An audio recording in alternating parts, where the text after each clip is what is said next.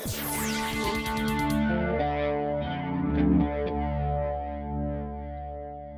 guys, Tommy here with the Fastlane car, and boy do I have a cool video for you today because I've got a great opportunity to get an early look at two very special cars.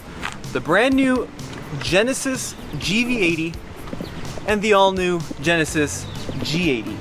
Now if you want a full review of the new SUV, check out TFLcar.com because in this video we are focusing on this sedan behind me, and this is not just your average sedan. The Genesis G80 is a luxury vehicle that competes with cars like the BMW 5 Series, the Mercedes E-Class, and the Audi A6. So it's got a lot of competition in a highly concentrated marketplace. And the G80 has to do something really special to stand out. And for 2021, Genesis really has delivered.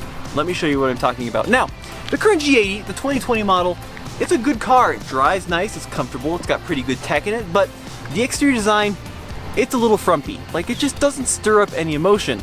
This new 2021 model, it's really aggressive. And it's got the new Genesis design language called athletic elegance. Now those two words put together when talking about car design are, granted, they're a little buzzwordy. They probably don't mean much to you, but what they should mean is the front end is very distinctive. So we've got this diamond-shaped grille, which really dominates much of the front end of the design, and these triangles, or really the diamonds, actually continue into the individual slots within the grille and even along the vents down the side, and that is accentuated by these stacked parallel headlights.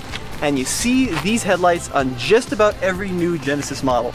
It's these two streaks. I actually think they're really elegant. It's a simple design, but the way they've incorporated them into the entire exterior is pretty cool. So take a look at this. These streaks start over here at the front by the grille, and then they end on the fender. But if you continue them, they actually continue over here onto these marker lights here on the side of the vehicle. And then imagine the lines flowing through the side of the vehicle. They end up back here by the tail lights. So basically, the Genesis designers had one concept and they're like, we're gonna nail this throughout the entire vehicle. We want this to look distinct. We don't want this to look like any other car in the marketplace, and it doesn't. It really is a nice design. Now, other things you notice, I like this chrome bar. So take a look at this. There's this kick line that starts out here in the front and then comes along the side and starts to taper up toward the rear. And when you look at the side profile, this kind of gives it a boat tail-like design, right? Because the roof slopes down, that chrome line slopes up, and they kind of meet in a point. It gives it kind of that like coupe-like, almost wing design that you'd find on an airplane. It's really brilliantly done. And then at the back, there's like a little subtle ducktail. Just a little kick up here. Yeah, they nailed it. Like, it's cool. It's just really cool compared to something like the 5 Series. I love BMW, but they are just so lost in the woods right now with their overall design language. The grills are uncomfortably kind of proportioned, the headlights just aren't very sleek, and then the sides are trying to be both angular and sloping. The BMW design language doesn't work. Mercedes, same thing, they're just a little lost in the woods. The A6 is a good looking car, but I think this new G80 is best in class, even when compared to something like the Lexus ES. Now, let's pop the hood and talk about the engines. Now, you do have a choice of two engines for 2021. The standard engine is a 2.5 liter turbocharged 4-cylinder, but there is an optional twin turbo V6 with 375 horsepower and 391 pound-feet of torque. Now for 2020, the Genesis had a couple of naturally aspirated engines. There was like a base V6, and then there was a top dog, big ol' NA V8, a 5 liter. The V8 is gone. The twin turbo, though, in this 2021 makes more power than the turbocharged 6 in the 2020 model. So, top dog engine, that 5 liter is not sticking around anymore, but the new 3.5 twin turbo looks like a really attractive option. Now, even the base 2.5 liter turbo, it's pretty potent, something around 300 horsepower, so it's going to have the kick you need to get up and go. Unfortunately, in this video, I can't actually drive this car. This is a super early pre-production prototype, and they just gave this car to me to kind of walk around, show you the cool features, but coming soon, hopefully we'll be able to get behind the wheel. Just like a proper sports sedan, though, there are a couple of driveline options. So, base driveline, rear-wheel drive, optional, all-wheel drive, they both come with an 8-speed automatic. Let's check out the interior. Now the interior on the Genesis it's amazing. It really is nice. not only in terms of design, but the material quality is just top notch. So let me start up the car, I'll show you how that works. Foot on the brake, I'm gonna push the start button,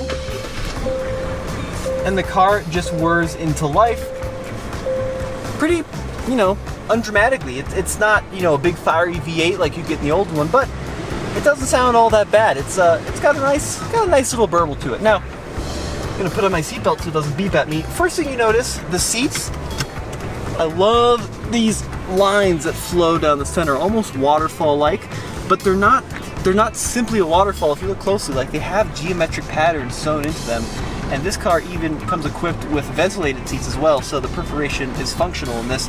I like the tan leather against the dark wood here on the dash. And then across the top of the actual dash, you've got stitched leather. Massive screen, 14.5-inch screen in this GV80. Incredibly high definition. Now you can use it like a touchscreen, but even cooler than that, you've got this almost iPod-like dial here in the middle. So the outside trim ring turns. It's also touch sensitive on the inside, and the whole thing clicks as well. This is pretty cool. And now the iDrive like kind of knob has kind of been, it's kind of run its course. So I'm glad that Genesis has got a different design with their rotary dials. I prefer just to simply reach up and use a touchscreen. I think that's much easier, but if you so desire, it is down here. And the theme inside both of these cars, both the G80 and GV80, is this knurled aluminum ring, basically a circle. You see it everywhere. You see it up here on the climate controls when you go to adjust the temperature. You see it down here on the infotainment selector. You see it here on the tune knob and the volume knob, and you see it here on the transmission selector. And check out how this works. Put my foot on the brake. I've got this glass finish here. Grab the knob, flick it to the right for drive, flick it to the left for park. Oh, excuse me. Flick it to the... Can you edit here? Flick it to the right for drive, flick it to the left for reverse, and push down for park. Kind of similar to some of the other rotary dial systems, but this one feels a lot more premium than the other ones I felt on the market.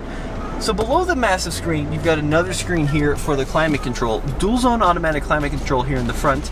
Of course, little individual displays for each of the temperature zones. And then the center is touchscreen as well, so I can increase the fan speed. I can determine where the air is going to flow. I've got my ventilated seat controls all right here in the center using this little screen. And there's even more, if I go into the middle, there's even more climate settings that you can kind of scroll through and really configure. You know, for example, the recirc, it'll turn on when you squirt the windshield so you don't get the nasty smell of the windshield squirters coming in.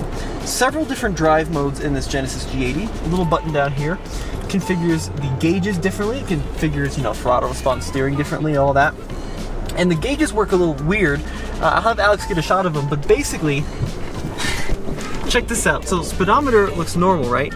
It just goes from the left to the right as you increase in speed, but the tachometer, it's actually backwards. Do you see that? So it goes from a low RPM to a higher RPM going left. Really interesting. The steering wheel, very similar to what you'd find in a Sonata. So materials are higher quality. They're stitched in leather. I like the two-tone look, but the actual kind of TIE Fighter design is almost the same as what you'd find in the Sonata. But apart from that, almost no part sharing between this and any other Hyundai or Kia. Everything is just super bespoke. I like this center console that glides open. Full panoramic sunroof. And check out how that opens. It's a little different than just about every other car. Rather than having one screen that folds back, you actually have two separate suede line panels that meet in the middle. That's a pretty nice touch, and of course, it opens completely, as you'd come to expect in some of the newer systems. Now up here, I thought this was going to be a big light because it's kind of got this almost lens-like finish, but this is a sunglass holder. Now in the back here, a lot of legroom. Really is pretty luxurious. Considering this competes with a lot of other large sedans, you'd expect there to be a lot of legroom, and there is. And the cool part is, if there's no one sitting here in the passenger seat, I can actually fold it forward like this, and now you've got almost like a limousine-like experience if you're being driven around. How cool would it have been to be a kid in this back in like middle school? That would have been quite the experience. But here in the middle, you have an additional climate zone, and even when I fold this down, check this out, heated rear seats, and a button for a rear shade. It's really nice back here, it really is. I'm always impressed by the quality of the leather that Genesis uses. Now, the trunk of the G80, it's a very generous trunk. Of course, you do have a space saver spare tire underneath the floor, and it extends fairly deep into the center of the vehicle. You'll notice the seats don't actually fold flat, but there is a ski pass-through, so that's a nice touch. I have the pricing here on the new 2021 Genesis G80, and the base car starts at about $48,725. That's going to be rear-wheel drive. To add all-wheel drive on top of that is going to be about an additional $3,000. Now, fully loaded, the Genesis will top about 66 grand. All-wheel drive is a $2,000 option if you get the fully loaded model, but once again, Genesis is known for their value. A huge amount of value in these cars compared to something like a fully loaded 5 Series or even an A6. Even some of the Lexus products get way up into the mid-60s, even high 60s. So I really like what Genesis has done with this new G80. It's going on sale fall of 2020. And let me know in the comment section below, would you take this new G80 or would you go more traditional with one of the German manufacturers? As always, this is Tommy with the Fastlane Car. Check out TFLcar.com for the latest and greatest in new car reviews.